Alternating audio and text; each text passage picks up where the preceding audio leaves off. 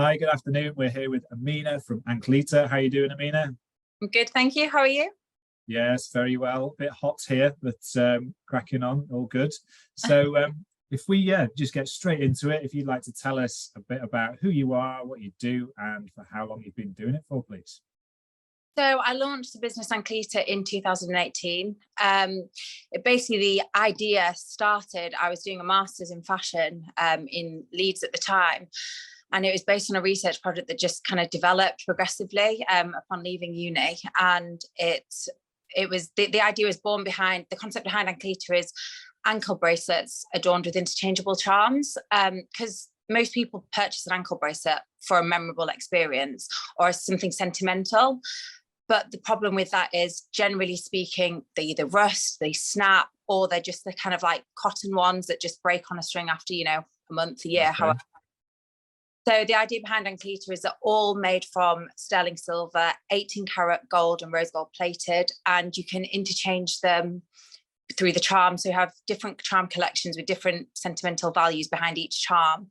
And the idea is you can personalize your anklet through our charm and through the anklet designs as well. Cool. Quality ankle bracelets. So that period from sort of starting to where you are now covered the pandemic. If there's anything in terms of what impact did that have on you, obviously being an online business, was it a sort of more positive or was it negative? How were things for you during that period? Well, once we'd launched in 2018, it took us about 6 months and we managed to get into a regional jewellers, Hugh Rice.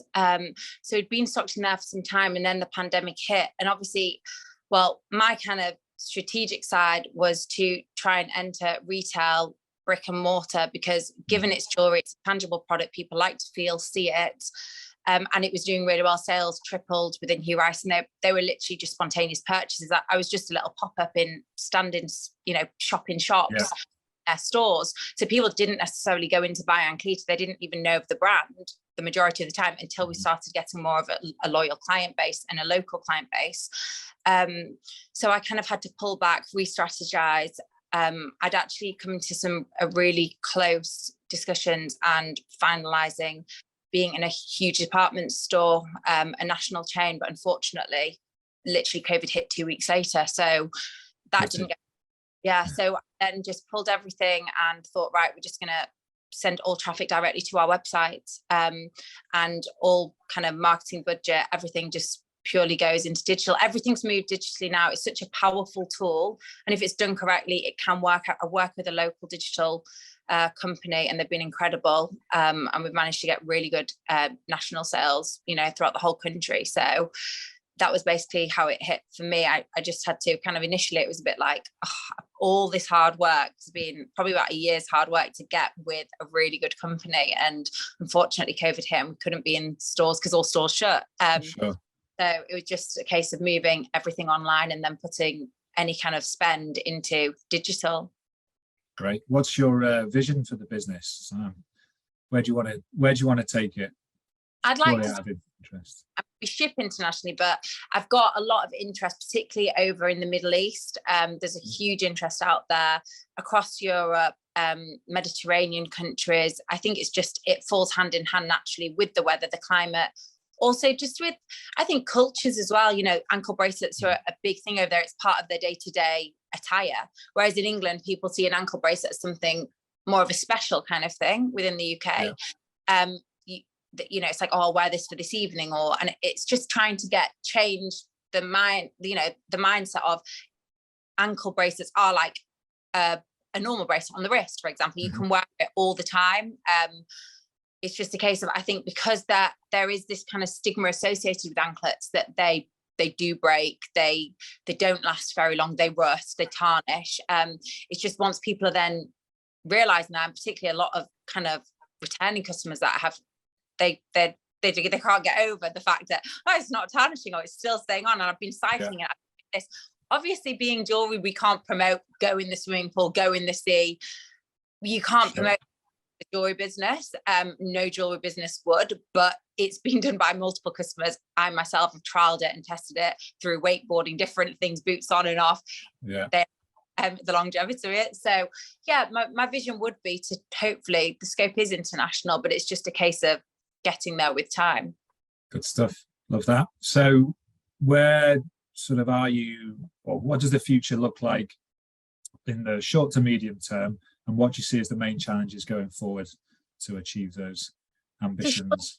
Like I said, everything moving digitally, how we have, but we do have new designs, and I think moving forward, we're in discussions with a few high-end kind of influencers, as you might want to call them, or celebrities. I don't really know the terminology right now, what's correct. It's all kind of intertwined at the moment, but that will be what we'll hopefully be doing, collabing, you know, with some that have the same kind of values as Anclita. We don't just want to work with just anybody that it's just a disposable kind of product. They have to have that compassion behind, and the ones that we're in discussions with at the moment do. So hopefully we'll be able to keep your eyes peeled. We have 2 new designs that'll hopefully be launching soon. And that'll be our kind of like short to medium term. And then, like I say, then hopefully bigger vision will be to get global. And I think hopefully with that word of mouth, with the powerful tool of social media and digital retargeting and all these other methods that we can use, hopefully that's how we'll be able to attain our goals. And any challenges that you foresee at the moment that's kind of you've got to take on and look to overcome? I think logistics. I think obviously when you're selling and delivering abroad, you're going to have a lot of like tax issues and things like that, because they like to stop you for import taxing, and I want to ensure that obviously the product gets from this end directly to the customer without, you know, a very smooth process. So that will be a learning curve, I'm sure, along the way, if we're getting multiple sales you know, for America, for example. I think that could be a bit of a challenge, and the jewelry market out there is big, and we've had a little bit of interest from there already, and we've sold there already, but you know, they're kind of issues that we've have experienced in the past to overcome them. But if we're doing mass sales, then scaling it exactly, and the logistics of it all. Cool, thank you for sharing that. So if we move on to yourself as a business owner, what would you say, if you can pick one, is your biggest learning to date? Oh, out of the many that I'm sure you're having. Many. I mean, I don't come from a jewelry background whatsoever. So for me, I think the biggest learning curve was learning all the terminology for all the different kind of pieces to be involved with actually putting the anklet together. So for the first design, there were so many discussions. They were having to send pictures that I didn't know, you know, what certain terminology was for it, how you know, the attachments to secure the charms onto. That took a long time to get right, because it was through a lot of trial and error. The whole point is obviously the durability of the anklets, like I've mentioned, and they are a luxury, but hopefully an affordable item also. So I wanted to ensure that the customer would be able to get that, you know, longevity out of the products themselves. So that was a big learning curve, and took a lot of time and trialing different securement methods to ensure that the charm stayed on securely, looked aesthetically pleasing, and went with the design that we wanted. Cool, thank you. And then if we were to go back in time, meet yourself at 18, what would be the best piece of advice you could give to Amina at 18? I mean, it's so corny, but it is believe yourself. It's very, I think at that age, there are so many options put in front of you. I've got 2 younger siblings. I've got an older brother and 2 younger siblings, and they, you know, my brother and I went through them at the same time, but I can see through my sisters even. You don't believe in yourself at that age. You do think, oh, there's so much pressure as to which avenue to go down to when you leave school. What career path are you going to have? And I think life takes you in such different directions. I used to want to be a plastic surgeon. That was my goal before I did A-levels. And then I did A-levels and took a different route. So I just, it would definitely be just believe in yourself as much as you can at that age. Good advice. Yeah, definitely. Hindsight, and just kind of trust the process of life, you know, go explore. And I'm still struggling. Thank you. So what inspires you as well to do what you do? It could be friends, family, could be your business itself, the people that you work with. It could be anything you're reading, listening to. I've always been very creative, and before I started Anclita, I was in the marketing sector. So for me, I've always had that kind of creative side. I've loved arts, music. I'm not artist per se, but I've always loved that kind of like art music background.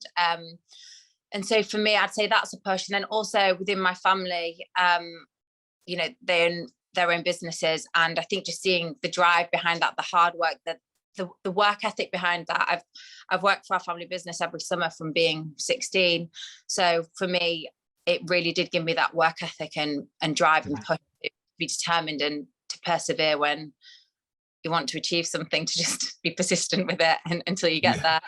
Setting a good example. That's a good foundation in terms of running your own business if you come from especially a family business that shows you what it's all about. Yeah, exactly. Fantastic, thank you for that. And then lastly, is there you might have any promotions or offers, or even if it's latest news to share about your business, Anclita? So we won Klarna's SME business award. So currently you can shop through Klarna now online, which I know is a huge thing for online shoppers. Like I did say, we do have 2 new designs launching hopefully soon. So to keep your eyes peeled for those. They're all put on our Instagram page and promoted through Instagram and Facebook. And yeah, see where the future takes us, hopefully. Brilliant. So where can people find the socials and the website? Just let us know where to hit it up. So the website's anclita.com, and for socials, it's Anclita official. Anclita official on. Thanks, Amina. Been fantastic talking to you. All the best with it, and look forward to seeing how it progresses. Thank you so much.